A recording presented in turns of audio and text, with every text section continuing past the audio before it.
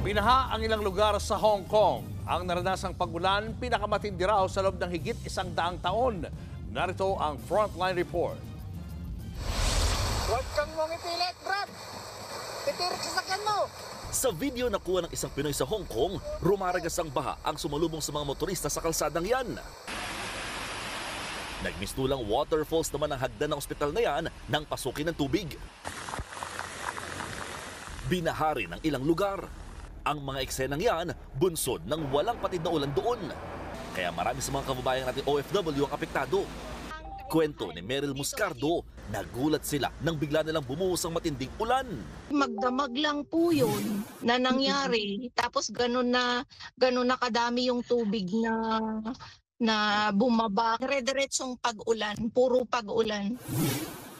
Ayon sa Hong Kong Weather Observatory, 3.5 inches per hour ang bumuhos na ulan sa Magdamag. Ito na raw ang pinakamataas sa daily rainfall mula pa noong 1884.